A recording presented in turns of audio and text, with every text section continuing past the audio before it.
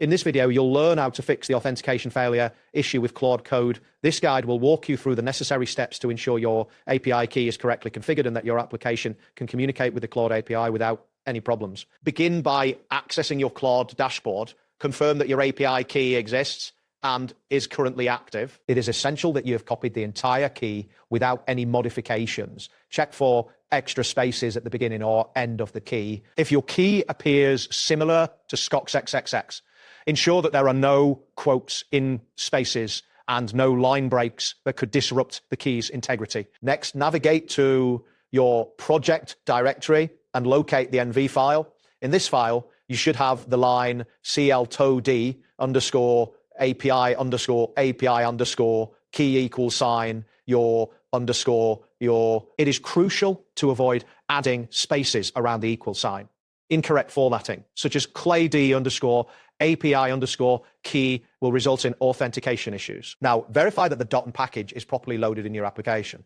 At the top of your app.js or index.js file, include the line require.config. If this line is missing, your API key will remain undefined. To test this, you can add quote console.log process.env keyad underscore API underscore key to see if it prints the key. If it displays undefined, then you have identified the source of the problem. Moving on, ensure that the headers in your API request are formatted correctly. The headers should be structured as follows: headers.env, cld underscore API underscore a key, content type, application / JSON bearer. If you mistakenly used authorization bearer, this will not work for certain Claude endpoints as crucial for successful communication with the API. It is also important to confirm that you are using the correct endpoint for your API requests. If you are utilizing an outdated endpoint or incorrect URL, authentication will fail.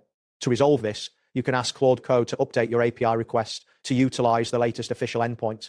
After making changes to your .m file, you will need to restart your server for the new environment variables to take effect. This can be done by pressing Ctrl and C to stop the server, then typing node.app.js quote to restart it. Remember that environment variables do not auto-refresh, so this step is necessary. Finally, check for common mistakes that could lead to authentication failures.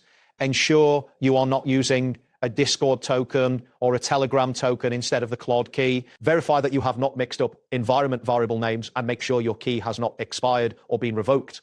If you recently regenerated your key, the old one will cease to function. If you are using the command line interface for Claude, you may need to log out and log back in again. Use the commands Claude logout followed by Claude logan. If you encounter logan failures, this may indicate an issue with your account.